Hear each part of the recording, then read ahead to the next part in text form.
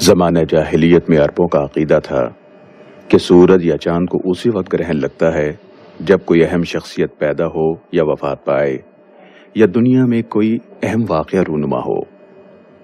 نبی کریم صلی اللہ علیہ وآلہ وسلم کے عہد مبارک میں سورج گرہن لگا اور اتفاق سے اسی دن آپ کا جگر گوشہ سیدنا ابراہیم بھی وفات پا گیا، تو لوگ کہنے لگے ابراہیم کی وفات کی وجہ سے سورج کو گرہن لگا ہے۔ آپ صلی اللہ علیہ وسلم نے لوگوں کو نماز پڑھائی اور خطبہ ارشاد فرمایا۔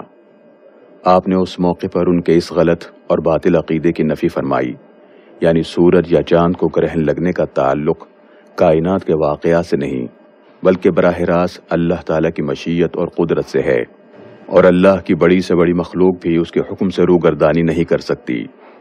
گویا اللہ اپنی قدرت و طاقت کے اظہار سے لوگوں کو ڈراتا ہے، اے کمزور و ناتواں انسان، تو اللہ سے ڈر جا اور اپنی بخشش کا بہانہ ڈھونڈ۔ رسول اللہ صلی اللہ علیہ وسلم نے فرمایا، چاند اور سورج کا گرہن اللہ کی قدرت کی نشانیاں ہیں، کسی کے مرنے، جینے یا کسی اور وجہ سے نمودار نہیں ہوتی، بلکہ اللہ اپنے بندوں کو ڈرانے اور عبرت دلانے کے لیے ظاہر فرماتا ہے۔ اگر تم ایسی نشانیاں دیکھو تو جلد از جلد دعا، استغفار اور یاد الہی کی طرف رجوع کرو۔ اسے امام بخاری نے روایت کیا ہے۔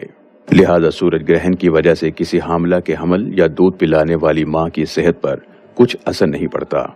یہ سب غیر اسلامی نظریات اور عقائد ہیں۔ ایک مسلمان کو اس سے بچنا چاہیے۔ نماز کا حکم۔ نمبر 1، سورج گرہن کے وقت نماز کسوف ادا کرنا سنت موقدہ ہے۔ نمبر 2، اسے مسجد میں باجماعت ادا کرنا مسنون ہے۔ نمبر 3، خواتین بھی اس میں شامل ہو سکتی ہیں۔ نمبر 4، امام جہری قرات کے ساتھ 2 طویل رکعتیں پڑھائے گا۔ رسول اللہ صلی اللہ علیہ وسلم نے فرمایا، سورج گرہن اور چاند گرہن کسی کے مرنے یا پیدا ہونے کی وجہ سے نہیں ہوتے، بلکہ یہ تو قدرت الہی کی 2 نشانیاں ہیں۔ جب انہیں گرہن لگتے ہوئے دیکھو تو نماز کے لیے کھڑے ہو جاؤ اور اللہ سے دعائیں کرو حتیٰ کہ گرہن ختم ہو جائے۔ اسے امام بخاری نے روایت کیا ہے۔ نماز کا اعلان۔ سورج یا چاند گرہن کے وقت نماز کا اعلان کرنا مسنون ہے، البتہ اس کے لیے اذان یا اقامت نہیں ہے۔ سیدنا عبداللہ بن عمرو سے روایت ہے کہ جب سورج گرہن لگا تو آپ صلی اللہ علیہ وسلم نے ایک شخص کو اعلان کرنے کا حکم فرمایا، الصلاۃ الجامعہ، نماز جمع کرنے والی ہے، تمہیں بلا رہی ہے، جمع ہو جاؤ۔ نماز کا وقت۔ نمبر 1، اس نماز کا وقت سورج یا چاند کو گرہن لگنے سے شروع ہوتا ہے اور گرہن ختم ہونے تک رہتا ہے۔ نمبر 2، اگر گرہن لگنے کی خبر کچھ تاخیر سے ملے تو خبر ملنے کے بعد نماز شروع کی جا سکتی ہے۔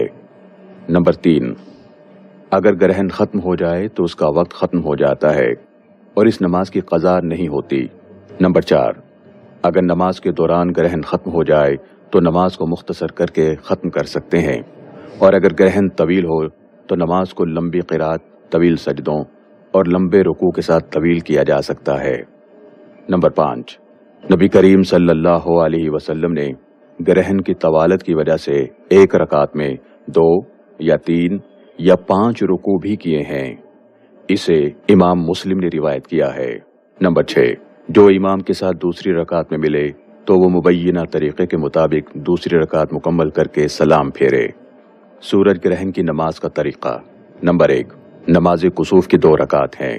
پہلی رکعت میں تکبیر تحریمہ کے بعد دعائے استفتاح پڑھنے کے بعد سورہ فاتحہ اور کوئی لمبی سورت تلاوت کی جائے گی، پھر لمبے رکوع کے بعد دوبارہ اٹھ کر قرات کی جائے گی، پھر 2 طویل سجدے کیے جائیں گے۔ نمبر 2، اگلی رکعت بھی اسی طریقے پر مکمل کی جائے گی، ایک رکعت میں 2 یا 3 رکوع کیے جا سکتے ہیں۔ نمبر 3، رکوع کے بعد قومہ کرنے کے بجائے دوبارہ قرات شروع کر دینا ایک ہی رکعت کا تسلسل ہے، لہٰذا اس موقع پر نئے سرے سے فاتحہ دوبارہ پڑھنے کی ضرورت نہیں، اگر پڑھ لیں تو کوئی حرج بھی نہیں۔ سیدنا عبداللہ بن عباس رضی اللہ تعالیٰ عنہما سے روایت ہے کہ نبی رحمت صلی اللہ علیہ وسلم کے زمانے میں سورج گرہن ہوا، آپ نے باجماعت 2 رکعت نماز پڑھائی، آپ نے سورہ بقرہ جتنی لمبی تلاوت کے ساتھ لمبا قیام کیا، پھر لمبا رکوع کیا، پھر رکوع سے سر اٹھا کر دوبارہ طویل تلاوت کی اور لمبا قیام کیا جو پہلے قیام سے مختصر تھا، پھر پہلے رکوع سے کم لمبا رکوع کیا، پھر قوما کر کے 2 طویل سجدے کیے، پھر کھڑے ہو کر لمبا قیام کیا، پھر 2 رکوع کیے، پھر 2 سجدے کیے جو پہلی رکعت کے سجدوں سے مختصر تھے، اور پھر تشہد پڑھ کر سلام پھیرا۔ اسے امام بخاری نے روایت کیا ہے۔ آپ صلی اللہ علیہ وسلم کی نماز کی کیفیت۔ سورج اور چاند گرہن کے موقع پر آپ صلی اللہ علیہ وسلم پریشان ہو جاتے اور گھبرا اٹھتے اور نماز پڑھتے۔ سیدہ اسما بیان کرتی ہیں کہ آپ کے زمانے میں ایک مرتبہ سورج گرہن ہوا تو آپ گھبرا گئے اور گھبراہٹ میں اہل خانہ میں سے کسی کا کرتا لے لیا۔ بعد میں چادر مبارک آپ کو پہنچائی گئی۔ سیدہ اسما بھی مسجد میں گئیں اور عورتوں کے صف میں کھڑی ہو گئیں۔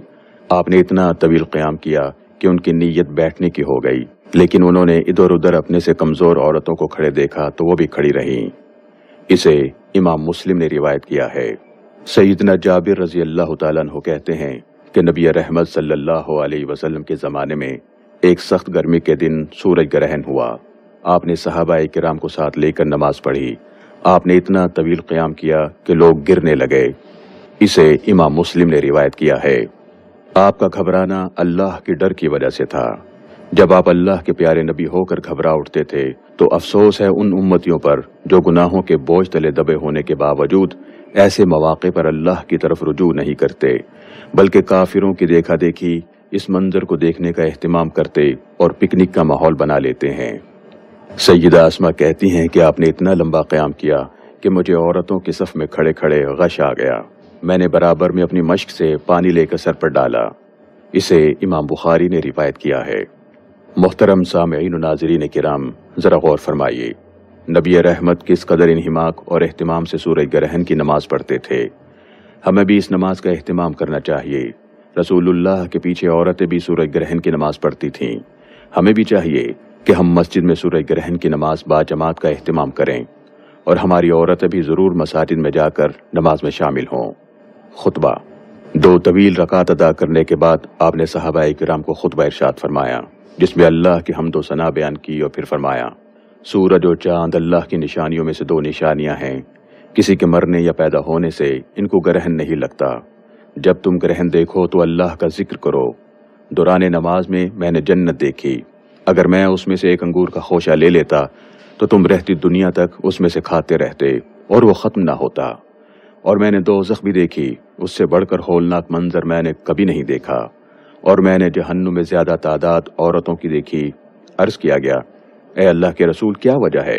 عورتیں زیادہ جہنم میں کیوں ہیں؟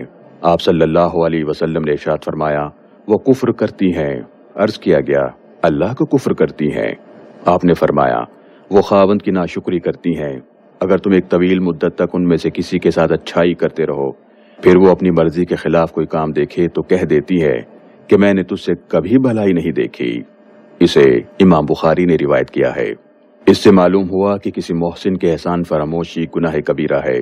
خواتین کو اپنے خاوند کے احسانات کا شکر گزار ہونا چاہیے اور اس کی فرما برداری کے ذریعے اللہ رب العزت کی رضا حاصل کرنے کی کوشش کرنی چاہیے۔ نیز جب کسی بندے کے احسان فراموشی گناہ کبیرہ ہے تو خالق حقیقی کے احسان فراموشی کس قدر عظیم گناہ ہے اور خطرناک جرم ہے۔ اللہ ہم سب کو ہدایت دے، آمین۔